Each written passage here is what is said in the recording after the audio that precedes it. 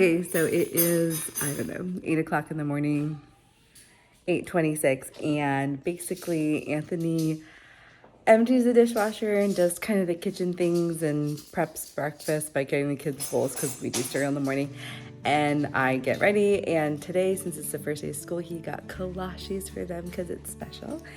And the kids are getting ready, and I have them do like their morning checklist, which is brush your teeth, brush your hair, make your bed, pray, and what else?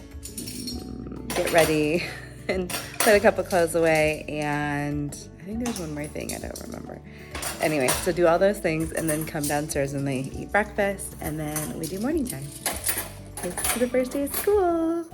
But I'm going to be Christ, like Christ.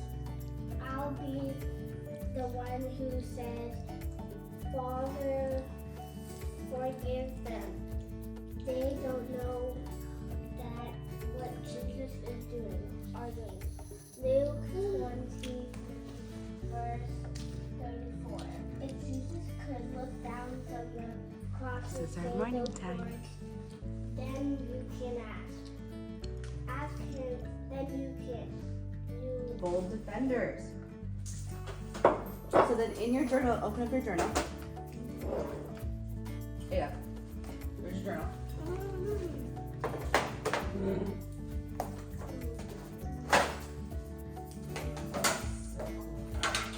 And you know what's so special about this? You do this. Isn't that cool?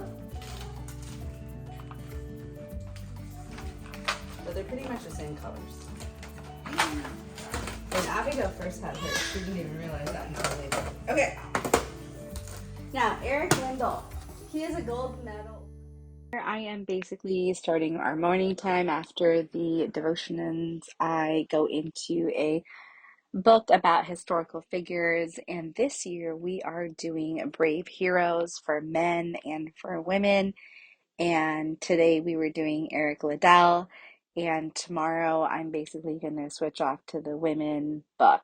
After we're done with these two books, I'm going to do the Brave Little Heroes. I think it's Brave Little People, I'm not sure. And then Women of Science, and then Men in Science. And then I also have and then I believe it's like American History Heroes, I believe it's called. I can share it with you in another video.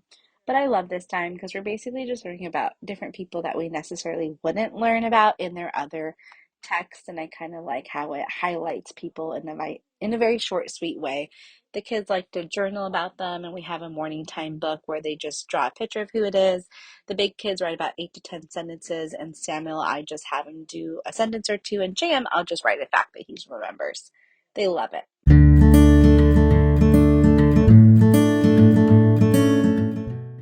Okay, so we are done with morning time, and basically the kids are just going to the big kids are going to put their journals away, and then I basically will put out for at least the first grader, the big girls already know what to do, his checklist. And so I starred what he needs to do every day, and then I kind of have a pile here for him to do while I go put the baby to bed because she's crying now for me to go put her to bed.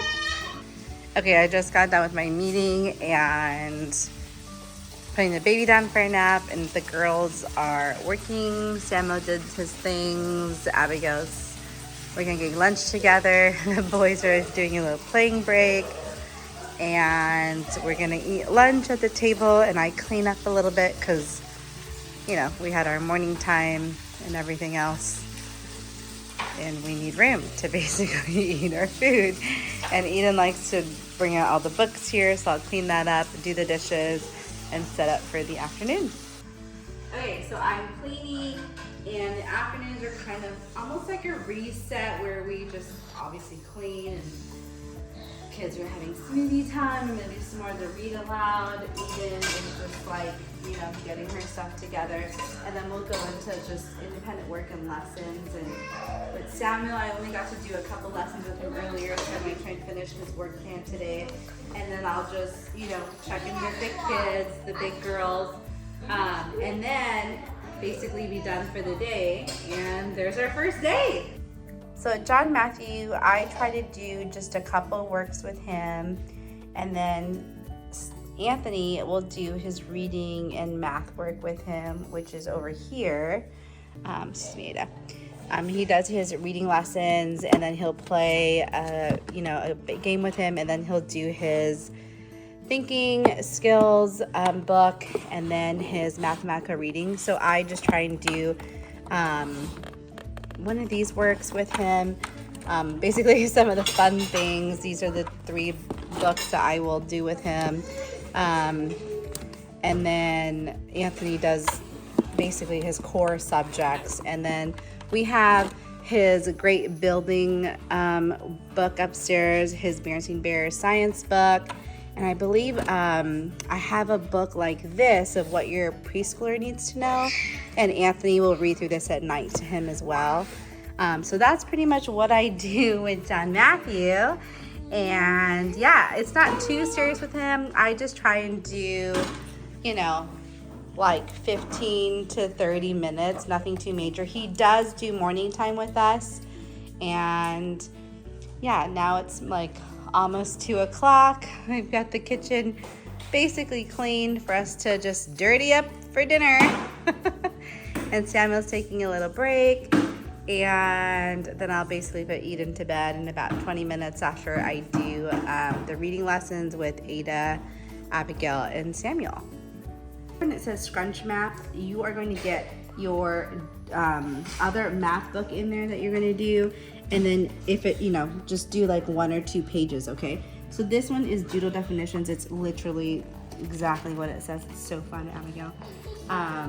You guys, look at this book. It's like mnemonics for really cool definitions, okay? So if you read the intro here, and then normally I'll have the kids get like a post-it note and put it here. You can doodle them. If you want to master the most challenging vocabulary, hours of tedious memorization is not the only way. By drawing pictures that remind you of the words, you can have fun and learn definitions at the same time. Take the word's perspective and look at his picture. Get the picture? The way the boy is drawn shows you a particular perspective or a point of view. You're seeing the boy from this bug's point of view. Okay, so here are the different lines that you're gonna use, and those are kind of fun to do. Like, you kind of do this in your cartoon video, or I'm sorry, not video, cartoon book. If you got your own ideas of what a word should look like, use the space to doodle your own definitions, or turn it to the do-it-yourself doodle definition pages at the back of the book. So if you have your own definition, Abigail, you can doodle it yourself. That's kind of cool. Or, like let's say you do embellish, right? You do this definition here. Well, if you have your own mnemonic of how to remember the word, you do it here. You could even do it down here. Cacophony, cavity. It's kind of cool. So yeah, you're just literally working through this book. You can go in order of if you want to, Abigail, or you can skim through, kind of see which one you want to do. But you can going in order might be best. It is alphabetically in order, so okay. For jump in, 1 daily lesson is 1 skill. So for today, you're just gonna do skill 1. Tomorrow, you're going to do skill 2. Some of the skills may take 5 minutes, some may take 30 minutes. It really just depends on what they're asking. So here, just like with what I explained earlier, you're just gonna basically go through them, write in cursive, answer the prompts, and just move on. And this will be kind of fun. Make sure to date your pages, okay? And then your checklist is right here. I basically do a checklist in the beginning of their books of what it means for a lesson to be done. And here's exactly what you need to do. Like for instance, this one says, do every assignment except, okay, this is what I don't want her to do. And then every day, complete 1 skill a day or 2 skills a day. 2, complete writing plunge Monday, Tuesday, Wednesday, Thursday for 10 minutes in your journal. And then each week, you'll need to complete 5 skills. And I think day 5, I believe, is the writing prompt, which she knows where to get. And it's in the teacher's manual, and I already gave her a post-it note for her to do. But yeah, there's her lessons for the afternoon, and then she'll just do her independent work up until around 3-ish or so, or 3:30.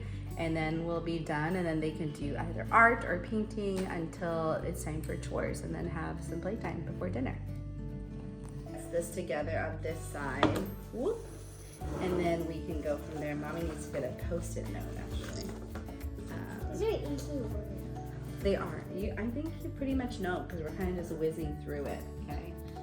Great, so turn to page 245 in your activity book.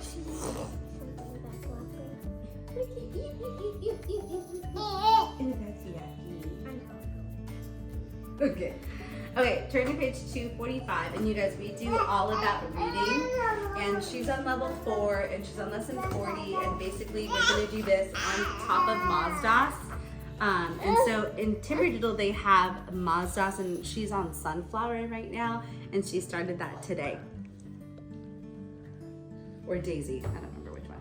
Okay, so turn to page 245 and read these phrases, and then you are going to basically decode some of these new words, and you can either clap the syllables, or you can tell me where you're gonna split it, and then just read through them. If you have trouble, just let me know, and we can decode it together. Down, limb, lamb, half, debt, thumb, comb, and y'all. A and y'all. No, ma'am, and yes, ma'am. Okay. So, And sir. and sir. And guess what? You've heard someone say, I'm fixing to. You've heard someone say that, huh? Don't say the name, but you've heard someone say, well, you're fixing to get up and play. Make sure you blah, blah, blah, blah, blah. You've said fixin'. Okay, so, for example, in Texas, oh my word, that's exactly the example here. In Texas, some people say, I'm fixin' to, instead of saying, I'm going to. As in, I'm fixing to bake a pie. That phrase, or I'm fixing to play the piano. That phrase is part of the dialect of that region or country. So let's learn how to talk like a cowboy. So remove these pages, Mom already did that, and take these pages out, and we are going to read how other people say things. Okay, so that is pretty much our first day, and you know, it's just really kind of going with the flow, introducing the kids to the new work. I try to introduce new works 1 to 2 weeks before we start. That's kind of what summer school is finishing up all of our stuff from the previous year, and starting to introduce the new works. Not that they're actually doing the new works, but that they have an idea of sort of how it goes and what it means for a lesson to be done. The boys are pretty much done. The big girls are still kind of working on their stuff, and they will probably have maybe about 30 minutes to an hour more of work. 5th grader Abigail has about 4 to 5 hours of work per day. And Adeline has about 3 to 4 hours of work per day, and Samuel has about 1 to 2.5 hours per day, depending on how focused he can be. And then, of course, John Matthew has like 30 minutes to about 45 minutes per day. Thank you so much for watching, you guys. I appreciate it. Like, subscribe, do all the things. Help me with that YouTube algorithm, and we will see you soon. And look for my videos every Friday. Thank you so much, guys. Bye.